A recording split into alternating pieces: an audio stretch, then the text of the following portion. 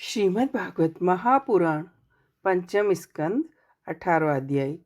श्री सुखदेव जी कहते हैं, राजन, भद्राश्व वर्ष में धर्मपुत्र भद्रश्रवा और उनके मुख्य सेवक भगवान वासुदेव की प्रिय मूर्ति को अत्यंत समाधि निष्ठा के साथ अपने हृदय में स्थापित कर इस मंत्र का जप करते हुए स्तुति करते हैं। चित्त को विशुद्ध करने वाले औकार स्वरूप भगवान धर्म को नमस्कार है। भगवान की लीला बड़ी विचित्र है, जिसके कारण यह जीव संपूर्ण लोकों का संहार करने वाला काल को देखकर भी नहीं देखता। विद्वान लोग जगत को नश्वर बताते हैं और सूक्ष्मदर्शी आत्मज्ञानी ऐसा ही देखते भी हैं। तो भी प्रभु, आपकी माया से लोग मोहित हो जाते हैं। आप अनादि है तथा आपके कृत बड़े विस्मयजनक हैं। मैं आपको नमस्कार करता हूँ। परमात्मा, आप अकर्ता और माया के आवरण से रहित है, तो भी जगत की उत्पत्ति, स्थिति और प्रलय ये आपके ही कर्म माने गए हैं। आपका विग्रह मनुष्य और घोड़े का संयुक्त रूप है।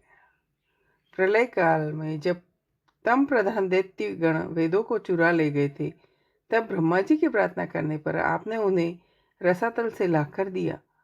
ऐसे अमोघ लीला करने वाले सत्य संकल्प आपको मैं नमस्कार करता हूँ। हरिवर्ष खंड में भगवान नरसिंह रूप से रहते हैं। उन्होंने यह रूप जिस कारण से धारण किया, उसका आगे सप्तम स्कंद में वर्णन आएगा। भगवान के उस प्रिय रूप की भागवत प्रहलाद जी उस वर्ष के अन्य पुरुषों के सहित निष्काम एवं अन्यन भक्ति से उपासना करते थे। ओकार स्वरूप भगवान श्री नरसिंह देव को नमस्कार है। आप अग्नि आदि तेजों से भी तेज हैं, आपको नमस्कार है। आप हमारे समीप प्रकट होइए। नाथ, विश्व का कल्याण हो, दुष्टों की बुद्धि शुद्ध हो, सब प्राणियों में परस्पर सद्भावना हो, सभी एक दूसरे का हित चिंतन करें, हमारा मन शुभ मार्ग में प्रवृत्त हो, हम सबकी बुद्धि निष्काम भाव से भगवान श्री हरि में प्रवेश करें। उन भगवत भक्तों के संग से भगवान के तीर्थ तुल्य पवित्र चरित्र सुनने को मिलते हैं, जो उनकी असाधारण शक्ति एवं प्रभाव की सुगुच्चक होते हैं। उनका बार बार सेवन करने वाले कानों के रास्ते भगवान हृदय में प्रवेश कर जाते हैं और उनके सभी प्रकार के दैहिक मानसिक मलों को नष्ट कर देते हैं। जिस पुरुष की भगवान में निष्काम भक्ति है, उसके हृदय में समस्त देवता, धर्म, ज्ञान आदि संपूर्ण सद्गुणों के सहित सदा निवास करते हैं। किंतु जो भगवान का भक्त नहीं है, उसमें महापुरुषों के गुण आ ही कहाँ से सकते हैं। अतः असुरगण, तुम तृष्णा, राग, विषाद, क्रोध, अभिमान, जन्म मरण रूप संसार चक्र का वहन करने वाले ग्रह आदि को त्याग कर भगवान नरसिंह के निर्भय चरण कमलों का आश्रय लो। केतुमाल वर्ष में लक्ष्मी जी का तथा संवत्सर नामक प्रजापति के पुत्र और पुत्रियों का प्रिय करने के लिए भगवान कामदेव रूप से निवास करते हैं। उन रात्रि की अभिमानी देवता रूप कन्याओं और दिवस अभिमानी देवता रूप पुत्रों की संख्या मनुष्यों की 100 वर्ष की आयु के दिन रात के बराबर 36-36 हजार वर्ष है, और वे ही उस वर्ष के अधिपति हैं।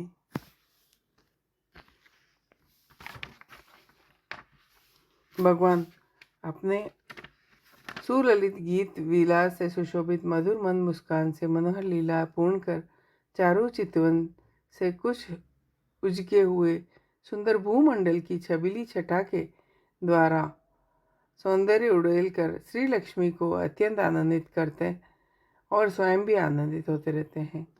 श्री लक्ष्मी जी परम समाधि योग के द्वारा भगवान के उस मायामय स्वरूप की रात्रि के समय प्रजापति संवत्सर की कन्याओं सहित और दिन में उनके पतियों सहित आराधना और वे इस मंत्र का जाप करती हुई भगवान की स्तुति करती है।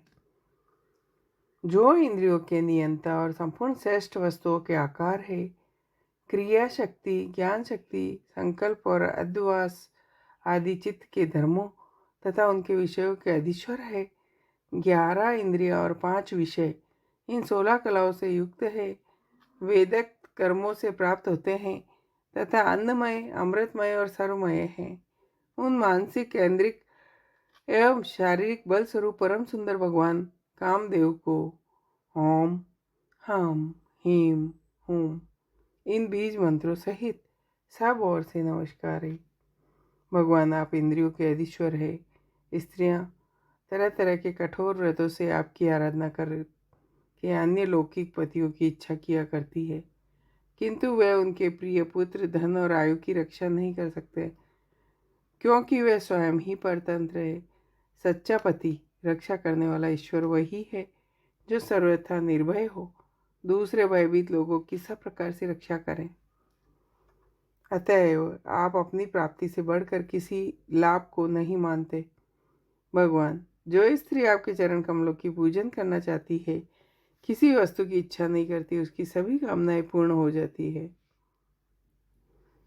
अजीत, मुझे पाने के लिए ब्रह्मा, इंद्रिय सुख के अभिलाषी ब्रह्मा और रुद्र आदि समस्त सुरासुर गण घोर तपस्या करते हैं, किंतु आपके चरण कमलों का आश्रय लेने वाले भक्त के सिवा मुझे कोई नहीं पा सकता। आप अपने जिस वन्य कर कमल को भक्तों के मस्तक पर रखते हैं, उसे मेरे सिर पर भी रखिए। आप मुझे केवल वृक्ष स्थल में ही धारण करते हैं, सो आप सर्व समर्थ है। आप अपनी माया से जो लीला करते हैं, उनका रहस्य कौन जान सकता है। रम्यक वर्ष में भगवान ने वहाँ अधिपति मनु को पूर्व काल में अपना परम प्रिय मत्स्य रूप दिखाया था।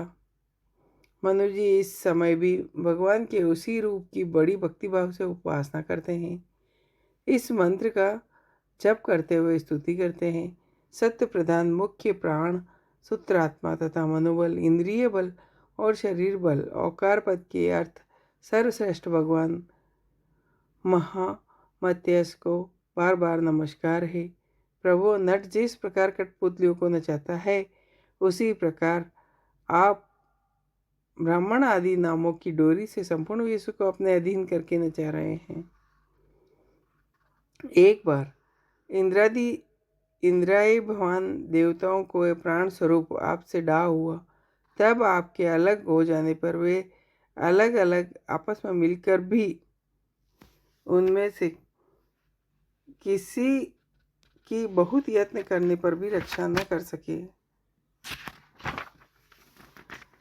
जन्मा प्रभु, आपने मेरे सहित समस्त औषध और लताओं की आश्रय रूपा इस पृथ्वी को लेकर बड़ी उताल तरंगों से प्रलयकालीन समुद्र में बड़े उत्साह से विहार किया।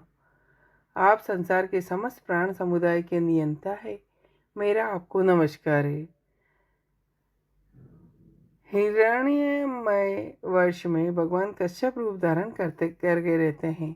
वहाँ के निवासियों के सहित पितृराज अय्यरमा भगवान की उस प्रिय मूर्ति की उपासना करते हैं जो संपूर्ण सद्गुण से युक्त है, जल में विचरते रहने के कारण जिनका स्थान कोई निश्चय नहीं है तथा जो काल की मर्यादा के बाहर है। उन ओंकार स्वरूप सर्वव्यापक सर्वाधार भगवान कश्यप की बारंबार नमस्कार है। भगवान, अनेक रूपों में प्रतीत होने वाला यह दृश्य प्रपंच यद्यपि मिथ्या ही निश्चय होता है, इसलिए वस्तुतः कोई संख्या नहीं है। यदि माया से प्रकाशित होने वाला आपका ही रूप है, ऐसे रूप को मेरा नमस्कार है। एकमात्र आप ही जरायुध, स्वेदज, अंडज, जंगम, देवता, ऋषि, पितृगण, भूत, इंद्रिय, आकाश, पृथ्वी, पर्वत, नदी, समुद्र आदि नामों से प्रसिद्ध है। आप असंख्य नाम रूप आकृतियों से युक्त है। कपिल आदि विद्वानों में जो आप में 24 तत्वों की संख्या निश्चित की, वह तत्व दृष्टि का उदय होने पर निवृत्त हो जाती है। आपको मेरा नमस्कार है। उत्तर कुरु वर्ष में भगवान यज्ञ पुरुष वराह मूर्ति धारण करके विराजमान है।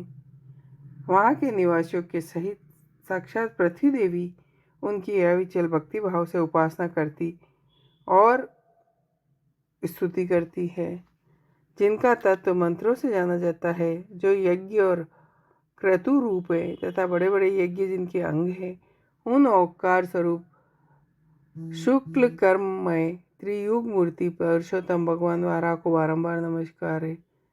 ऋत्विजगण जिस प्रकार अरणि रूप काश खंडों में छिपी हुई अग्नि को मंथन द्वारा प्रकट करते हैं, उसी प्रकार कर्म आसक्ति एवं कर्मफल की कामना से छिपे हुए जिनके रूप को देखने की इच्छा से पंडित जन विवेक युक्त मन को शरीर एवं इंद्रियों को बिलो डालते हैं, इस प्रकार मंथन करने पर अपने स्वरूप को प्रकट करने वाले आपको नमस्कार है। जिस प्रकार लोहा जड़ होने पर भी चुंबक की सन्निधि मात्र से चलने फिरने लगता है, प्रकृति अपने गुणों के द्वारा जगत की उत्पत्ति स्थिति और प्रलय करती है, ऐसे संपूर्ण गुणों एवं कर्मों के साक्षी आपको नमस्कार है। आप जगत के कारणभूत आदि सुकर है। जिस प्रकार एक हाथी दूसरे हाथी को पछाड़ देता है, उसी प्रकार गजराज के समान क्रीड़ा करते हुए आप युद्ध में अपने प्रतिद्वंदी हिरण्याक्ष दैत्य को दलित करके मुझे अपनी दाढ़ों की नोक पर रखकर रसातल से प्रलय पयोधि के बाहर निकले थे। मैं आप सर्वशक्तिमान प्रभु को बारंबार नमस्कार करती हूँ। इति श्रीमद्भागवत महापुराण परमहंसाय संहिताय पंचम स्कंद 18वां अध्याय। जय हो। श्रीमद्